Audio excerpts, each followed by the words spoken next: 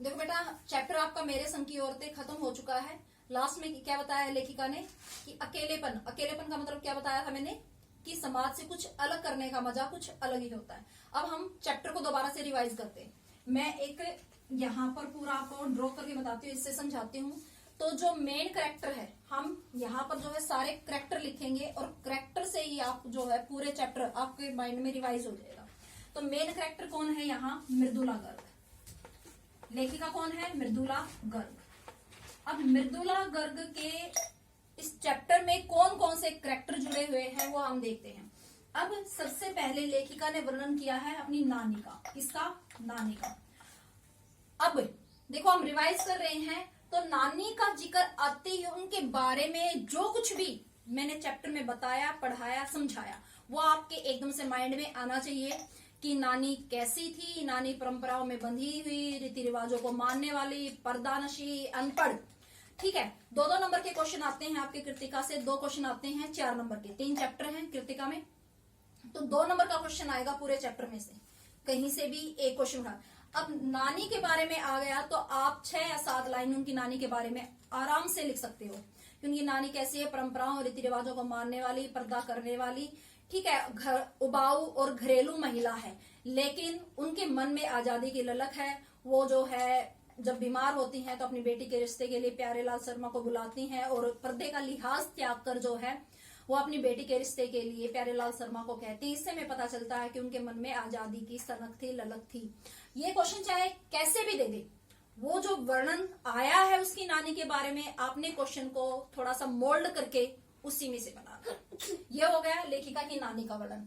हम क्या कर रहे हैं? चैप्टर के मुख्य कैरेक्टर।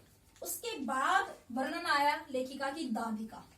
अब लेखिका ने कहा कि मेरी दादी भी कम नहीं थी नानी से। अब दादी ने क्या किया था कि उस समय जो है जब कोई भी घर में लड़की नहीं चाहता था और ऐसा नहीं था कि इनके खानदान में लड़कियां ना हो, तब भी जो है इनकी दादी ने जो है लड़की की मन्नत मांगी। दूसरी खासियत क्या बताई है लेखिका ने कि उनकी दादी जो है दानवीर बड़ी थी। 2 साड़ियां होती, तीसरी साड़ी को दान कर देती थी। भगवान से उसका सीधा तार जुड़ा हुआ था और किस तरह से उसने एक चोर को जो है बदलकर एक किसान बना दिया था। ये पूरा वर्णन उसकी दादी के बारे में है। तो क्वेश्चन कुछ भी बन जाए, वो वर्णन आपने वहां से उठा के क्वेश्चन को मोल्ड करके दादी के बारे में लिखना है। उसके बाद जो वर्णन आता है वो आता है लेखिका की माँ। अब लेखिका की माँ, लेखिका ने अपनी माँ के बारे में बताया है कि उनकी माँ कैसी है। उनकी माँ जो है बिल्कुल असामाजिक है, समाज से संबंध नहीं रखती। उनको वो सोशल नहीं है, थोड़ा सा भी उनको नहीं पता, ठीक है, समाज के बारे में। दूसरा, वो कैसी है? बहुत ही सुकोमल, कोमल सी है। उसकी दादी ने बताया कि अगर वो खद्दर की साड़ी पहने तो उनकी कमर चनक खा जाती है। ठीक है, और वो साथ में उसने ये भी बताया है कि हमारी बहुत ऐसी है, धोई पोछी और छीके पर टांग दी, हाथी से बैल नहीं जुतवा, सॉरी, हाथी से खेत नहीं जुतवाते। ये 2 कहावतें जो हैं उसके अंदर आई, उसका वर्णन आप कर सकते हो। दूसरा, उसकी माँ जो है घर के किसी भी कामकाज में कोई इंटरफेयर नहीं करती। इंटरफेयर मतलब वो घर का कोई कामकाज नहीं जानती, यहाँ तक कि वो बच्चों को पालना पोसना, उनसे प्यार करना, स्नेह करना, ये चीजें भी नहीं जानती। लेकिन फिर भी उसकी माँ जो है समाज में एक अलग परिवार में उनका रुतबा है। एक तो उसके नाना के कारण बताया था कि उनके नाना के कारण परिवार में उसको बहुत मानते हैं, हर काम में उनकी राय मांगी जाती है। दूसरा, लेखिका ने उनकी खासियत क्या बताई थी कि वो ईमानदार हैं, वो निष्पक्ष हैं, वो किसी की बात किसी के सामने जाहिर नहीं करती। ये है लेखिका की माँ की खासियत। 2 नंबर में आ जाए, कुछ भी आ जाए लेखिका की माँ से रिलेटेड, आपके माइंड के अंदर वो स्टोरी होनी चाहिए कि चैप्टर में लेखिका की माँ का क्या वर्णन आया है। उसके बाद है लेखिका के नाना। अब लेखिका के नाना कैसे हैं? वो भी असामाजिक हैं। भारतीय समाज के बारे में वो ज्यादा नहीं जानते। क्यों? क्योंकि वो विलायत से बैरिस्टर पढ़ कर आए हैं। कैम्ब्रिज विश्वविद्यालय से उन्होंने बैरिस्टर की जो है उपलब्धि या डिग्री प्राप्त की है।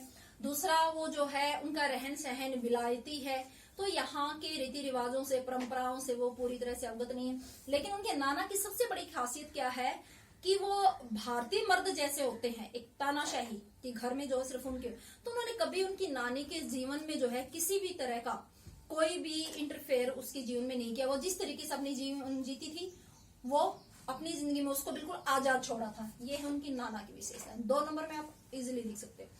इन 4 कैरेक्टर के से अलग जो है लेखिका ने अपनी 4 बहनों का वर्णन किया है।